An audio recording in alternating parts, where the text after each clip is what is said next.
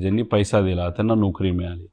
तीच कंपनी महाराष्ट्रात येऊन त्यांनी महाभरती पोर्टल हे निर्माण केलं होतं, त्याच्यामध्ये ती इन्व्हॉल्व होते। आपण ते बंद पाडलं कारण का मुलांची मागणी तशी होती। तुम्ही मुलांनाही जाऊन ते विचारा, नेत्यांशी जास्त चर्चा करू नका, नाही तर तुम्ही हाय लेवलला राहिल्यानंतर लोकांचं काय मत आहे हे आपल्याला कळत नसतं। उत्तर देत असताना ते म्हणाले की मुलं सिरियस व्हावी म्हणून आम्ही 1000 रुपये घेतो। एका मुलाला 15-20 हजार रुपये द्यावे लागले, कारण का प्रत्येक परीक्षेला बसत असताना 1000 रुपये घेतले गेले। जेव्हा तुम्ही यात्रेची घोषणा केली किंवा जेव्हा तुम्ही विद्यार्थ्यांच्या प्रश्नावरती आंदोलनाचा किंवा एक सरकारला इशारा देता, तेव्हा तुम्हाला ट्रोल पण फार केलं जातं की तुम्ही 2.5 वर्षामध्ये सरकारमध्ये होता तेव्हा तुम्ही या प्रश्नावरती काय केलं, असा एक प्रश्न तुम्हाला स्वाभाविक किती लोक आहे? असा एक प्रश्न, ट्रोलिंगपेक्षा असा एक प्रश्न असा तो महत्वाचा असं मला वाटतं की तुम्ही तेव्हा काय करत होता? जेव्हा महाविकास आघाडीचं सरकार होतं त्यावेळेस 12 ते 13 मुद्दे जे होते, जे अडकलेले होते, रखडलेले होते, ते मार्गी निघाले। त्याच्याचबरोबर MIDCच्या बाबतीत बोलायचं झालं, माझ्या मतदारसंघातला विषय मी घेतला होता, तो 90% पूर्ण करू शकलो होतो। 10% फक्त राहिलं, सरकार बदललं, त्यात मग काय झालं हे आपण सर्वांनी बघितलेलं आहे।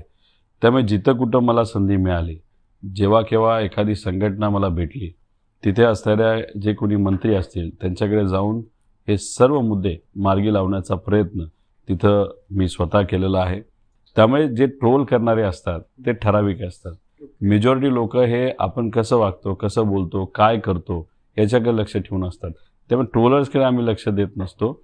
आम्ही लोकांचे प्रश्न समजून घेऊन ते मार्गी लावण्याचा प्रामाणिकपणे प्रयत्न करतो। एक आक्षेप आहे की महापोर्टल जे फडणवीस यांच्या काळामध्ये सुरू झालेलं होतं ते व्यवस्थित चाललं होतं असं कोण म्हणतं? फडणवीसांचं किंवा त्या भाजपचं म्हणणं होतं, आणि सुप्रिया सुळे आणि रोहित पवार या दोघांनी दबाव टाकून हे महापोर्टल बंद पाडलं आणि त्यामुळे या सगळ्या भरती प्रक्रिया रखडलेल्या आहेत, असं कोण म्हणतं?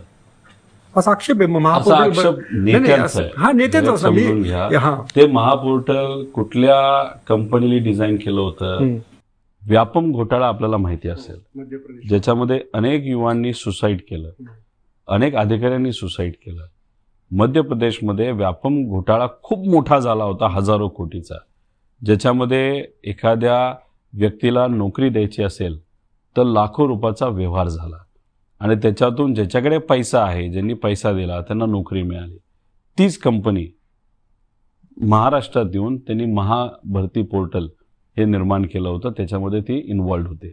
अशी ब्लॅक लिस्टेड कंपनी जेव्हा येते आणि तिने ऑलरेडी घोटाळा केला असेल आणि परत ती येणार असेल तर हे कितपत योग्य आहे? आणि त्याच्याचबरोबर आपण ते बंद पाडलं कारण का मुलांची मागणी तशी होती। तुम्ही मुलांनाही जाऊन ते विचारा, नेत्यांशी जास्त चर्चा करू नका, नाही तर तुम्ही हाय लेवलला राहिल्यानंतर लोकांचं काय मत आहे हे आपल्याला कळत नसतं। आणि त्यानंतर मग ते महापोर्टल बंद झालं। आपण नेहमी काय म्हणतो, तर ज्या काही MPSCच्या सर्व भरती आहेत त्याच्यामध्ये कधी इतरही ज्या भरती असतात त्या आपण प्रायव्हेट कंपनीकडनं घेतो। आता TCS कडनं केलं जातं, तलाठी भरती TCS कडनं आत्ता केली जाते।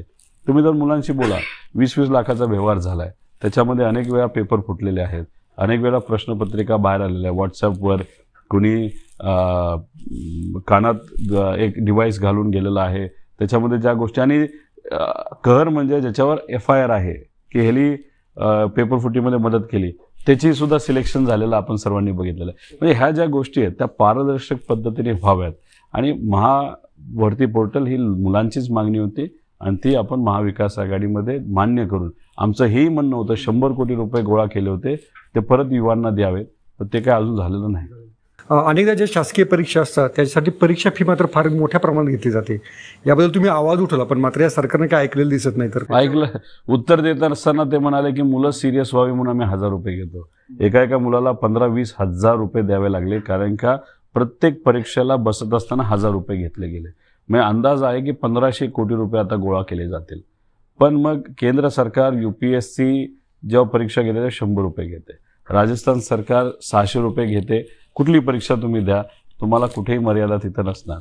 आणि मग एखाद्या सेंटरवर जेव्हा मुलं जातात आणि तिथं पेपर फुटी होते, नाहीतर काही गडबड होते, तर मग येण्या जाण्याचा जो प्रवास आहे, तिथं राहण्याचा जो खर्च आहे, काही मुलांनी सेंटर हे 3 वेगळे दिले होते, पुण्याचा असेल, छत्रपती संभाजीनगरचा असेल, नाहीतर समजा नगरचा असेल, पण त्यांना सेंटर मिळाले विदर्भातल्या मुलांना मिळालं पश्चिम महाराष्ट्रातले. हा जो येण्याचा खर्च आहे हे सरकार त्या बाबतीत कुठेही विचार करत